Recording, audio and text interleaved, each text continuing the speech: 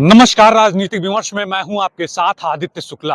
आज 2 तारीख है, 2 फरवरी, और आज ही मुख्यमंत्री योगी आदित्यनाथ की जनसभा थी मिल्कीपुर में। क्योंकि मिल्कीपुर उपचुनाव होने में महज अब 3 दिनों का वक्त बाकी है और कल है 3 फरवरी और कल अखिलेश यादव की जनसभा और रैली होने वाली है।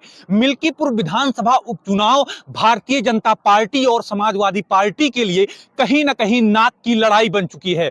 जिस प्रकार से योगी आदित्यनाथ का लगातार दौरे पर दौरा मिल्कीपुर विधानसभा उपचुनाव में चल रहा है, देखने पर यही लग रहा है और समझने पर राजनीतिक विश्लेषकों के अनुसार कि मिल्कीपुर सीट को किसी भी प्रकार से योगी आदित्यनाथ अपने हाथों से गंवाना नहीं चाहते हैं।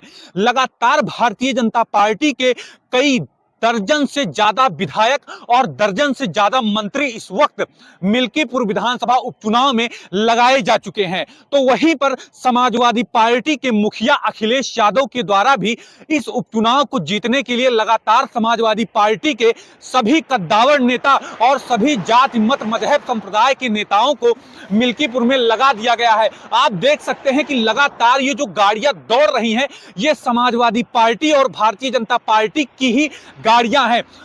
जहां पर मिल्कीपुर विधानसभा उपचुनाव में जातीय समीकरण को देखा जाए तो बहुत ही ज्यादा मैटर करता है। चाहे वो ब्राह्मण समाज हो, चाहे पिछड़ा समाज हो, चाहे क्षत्रिय समाज हो, चाहे फिर वो पासी समाज हो या फिर दलित समाज हो, यहां पर जितनी भी जाति है उन सभी जाति के नेताओं को बीजेपी के द्वारा और समाजवादी पार्टी के द्वारा उतार दिया गया है। लगातार आप देख सकते हैं कि दोनों ही पार्टियों की गाड़ियां इस समय गश्त पर गश्त कर रही हैं कि जितने भी पार्टी से नाराज वोटर हैं, चाहे वो ग्राम प्रधान हैं, चाहे जिला पंचायत हैं, उनको किसी भी प्रकार से रिझाने की कोशिश दोनों ही पार्टियों के द्वारा की जा रही है।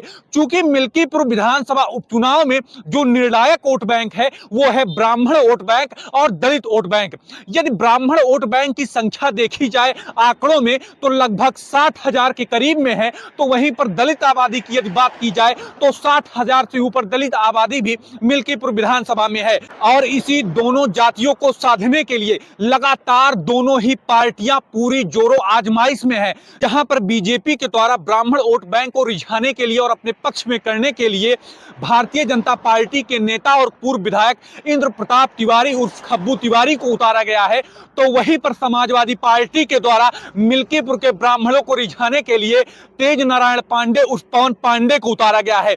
अब दोनों ही ब्राह्मण समाज के नेता लगातार अपने समाज को, अपनी पार्टी के लिए लगातार कैंपेनिंग कर रहे हैं। लेकिन यहीं पर यदि बात की जाए दलित समाज की और पिछड़ा समाज की, तो समाजवादी पार्टी के द्वारा लगातार पीडीए की रणनीति पर आगे बढ़ा जा रहा है। और अब यह देखना होगा, जब चुनाव में महज 3 दिन का वक्त बाकी है, तो पीडीए की रणनीति कितना मिल्कीपुर विधानसभा उपचुनाव में कारगर साबित होगी यह देखना होगा। लेकिन लगातार जो पीडीए से आने वाले नेता हैं उनको अखिलेश यादव के द्वारा मिल्कीपुर विधानसभा उपचुनाव में उतार दिया गया है। वहीं पर ब्राह्मण समाज को साधने के लिए यदि हम बात करें तो तेज नारायण पांडे के अलावा माता प्रसाद पांडे को भी यहां पर उतारा गया है और बड़ी जिम्मेदारी दी गई है।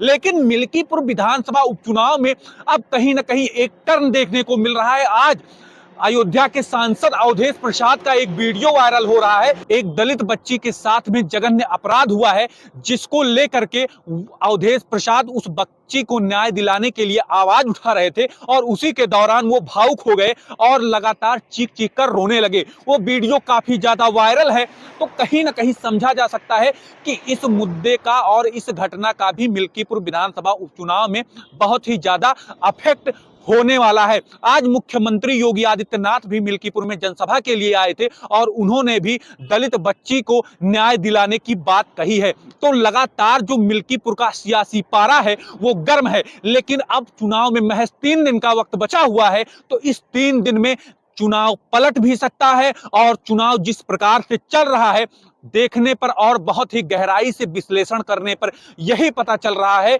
कि मिल्कीपुर विधानसभा उपचुनाव जो है वो बहुत ही ज्यादा कांटे की लड़ाई होने वाली है। क्योंकि चाहे वो बीजेपी हो, चाहे वो समाजवादी पार्टी हो, लगातार हर सियासी प्रयोग वो मिल्कीपुर विधानसभा उपचुनाव में कर रहे हैं। कल मिल्कीपुर में अखिलेश यादव की रैली होने वाली है, उसके बाद में कहीं ना कहीं कुछ न कुछ जो पृष्ठभूमि है मिल्कीपुर उपचुनाव की वो स्पष्ट हो जाएगी। कैमरा पर्सन मनीष सिंह के साथ आदित्य शुक्ला, राजनीतिक विमर्श ऑफ ओपिनियन भारत, अयोध्या।